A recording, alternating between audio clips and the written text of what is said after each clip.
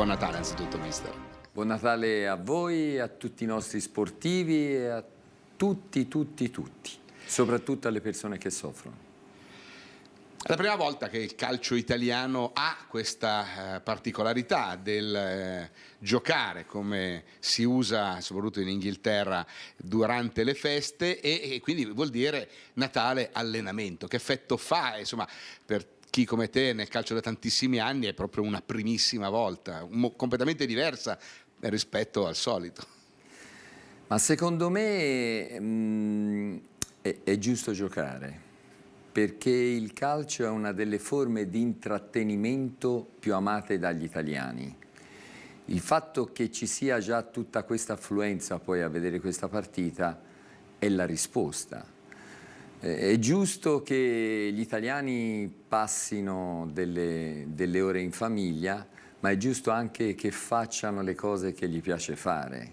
E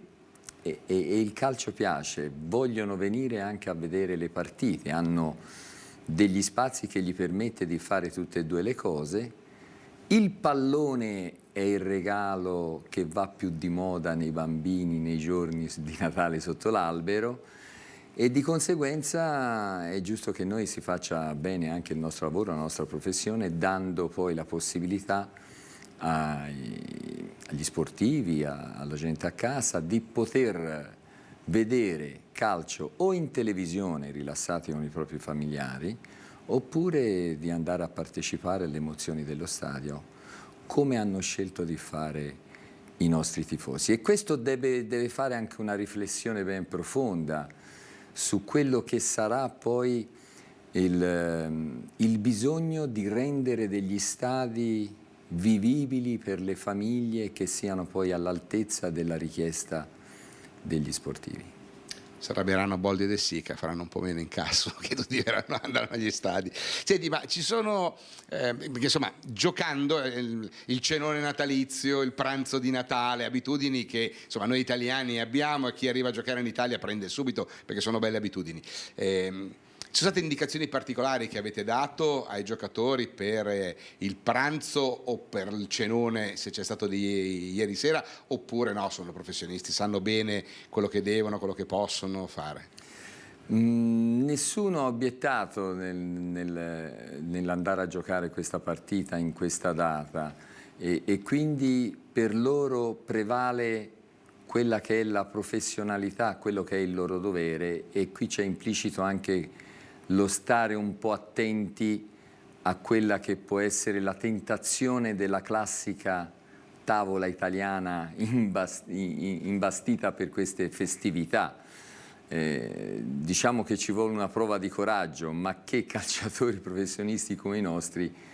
sapranno benissimo distinguere quello che in questo giorno qui va mangiato e quello che non va mangiato, tanto lo possiamo fare 24 ore dopo senza nessun limite, ecco. La professionalità dei nostri calciatori è la cosa che mi piace più spesso rimarcare perché ho avuto la constatazione che è così. È chiaro che poi qualcuno va anche al di là di quello che è il limite, di quello che è il recinto, però sono convinto che soprattutto in questo momento qui sapranno poi distinguere quello che va fatto e quello che no. Parliamo del Napoli, arriva 3 giorni dopo, io dico la beffa di Verona, che ha lasciato probabilmente tanta rabbia, tanta voglia di ritornare in campo subito nei ragazzi, quindi tanta energia, tanta carica che hai cercato di lavorare, di ottimizzare e indirizzare verso una grande prestazione contro i Campani. Ma la prima risposta è vedere i calciatori che sono dispiaciuti poi per quanto è successo e che vogliono rigiocare il prima possibile proprio per rimettere a posto quello che è stato l'ultimo risultato, che non deve poi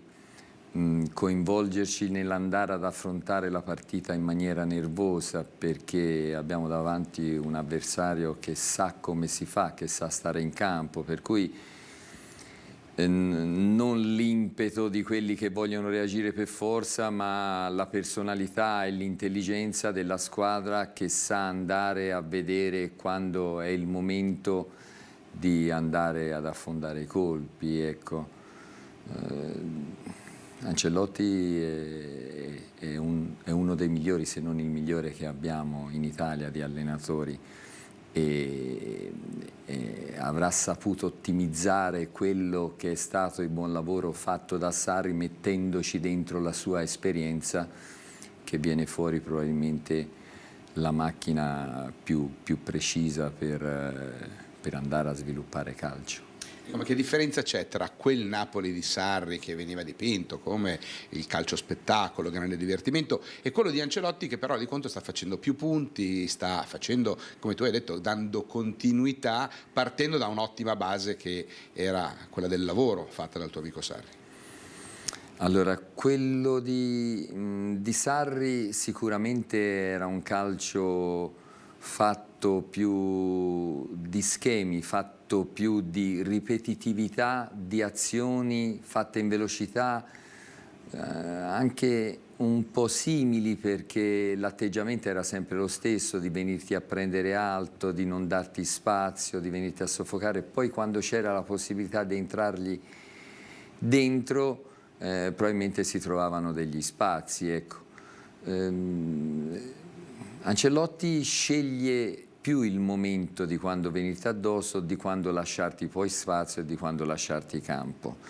Sono due filosofie differenti ma ugualmente molto redditizie se sono messe a puntino, e diventa ugualmente difficile andarci a giocare contro. Ancelotti fa un po' di paura, perché lui è veramente quello che le ha vissute tutte, quello che conosce la materia in profondità, e se decide di lasciare più Insigne più alto senza fargli poi fare dei rientri e magari prendere qualche pericolo in più, oppure dover sopportare qualche pericolo in più, però quando poi riconquista lui ce l'ha fresco là sulla via di mezzo per andare ad attaccare, e libero di svariare su tutto il fronte d'attacco anziché magari recintarlo su quella zona centro-sinistra. Inter e Napoli, fra l'altro, potrebbero essere in lotta per il secondo o terzo posto, in lotta per la Coppa Italia, in lotta per l'Europa League, quindi chissà che possa esserci tante volte nel corso della stagione questa sfida contro Ancelotti. Ma sarebbe sicuramente uno spettacolo in più, perché io sono convinto che domani sera sarà una bellissima partita, sono convinto che sia il Napoli che l'Inter avranno la possibilità di dire la sua, divertimento, probabilmente anche gol, perché la vedo dura, una partita o si finisca 0-0 per la qualità delle due squadre, e poi se ci fosse la possibilità di rincontrare un'altra volta nel più breve tempo possibile l'amico Carlo Ancelotti, per me sarebbe un grande piacere, perché poi quando vai a stringergli la mano lui ha sempre quel fare molto, molto amichevole, da persona per bene qual è. Rimaniamo sulla partita, rispetto alla gara di Verona, recuperi Asamoah che ha scontato il turno di squalifica, mancava Miranda, ci sarà Joao nella partita, recuperato? Sì, noi abbiamo quasi tutti a disposizione, eccetto gli ultimi avvenimenti. Miranda non ha recuperato e non sarà convocato. Asamoah rientra e, se tutto va bene, sarà anche in campo, perché avendo riposato è una forza fresca, oltre a quelle che sono le qualità del calciatore, e poi Joao è a disposizione. Ne hai fatto cenno prima, un'assenza sicura c'è, abbiamo letto il comunicato dell'altro giorno della società, l'assenza di Raja Nainggolan, vuoi aggiungere qualcosa? Prima di tutto che ci dispiace non averla a disposizione, perché è un calciatore fortissimo. Poi però bisogna anche precisare che le regole all'interno di una squadra sono importanti quanto il pallone. Questo non significa che è fuori rosa, lui è fuori per questa partita, si allena con noi e poi farà parte del gruppo, come è sempre successo anche in precedenza. Vedo che si va a cercare poi chi l'ha fatto, oppure chi è colpevole, o per dargli meriti o demeriti, noi dipendiamo e noi siamo l'Inter di Zhang, è l'Inter di Zhang che ha preso la decisione di questo provvedimento. È chiaro che poi io, vivendo dentro lo spogliatoio, devo fare rispettare le regole dentro quel locale. Ma dopo questi 2 o 3 giorni di provvedimento è chiaro che Raja Nainggolan rifarà parte della squadra come ha sempre fatto e aspettiamo il suo contributo. Domani dentro lo spogliatoio darai le ultime indicazioni ai ragazzi che entreranno in campo e troveranno uno stadio come sempre pieno, e allora ti ringraziamo, ti salutiamo chiedendo di mandare ancora una volta un saluto di buon Natale ai tifosi che non ci saranno, come dicevi prima tu, che saranno davanti alla televisione, e quelli che invece saranno al freddo a tifare Inter. No, il fatto che ci siano anche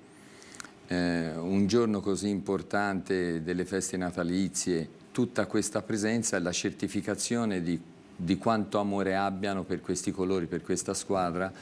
e noi dobbiamo fare l'impossibile per restituirgli affetto, per restituirgli amore, per essere disponibili a quello che è il sentimento di tutte queste persone, per cui ci sarà un impegno totale, una voglia di riuscire a vincere la partita. Nel frattempo poi naturalmente gli si fanno i più sinceri auguri di un bellissimo Natale e di un felicissimo anno nuovo.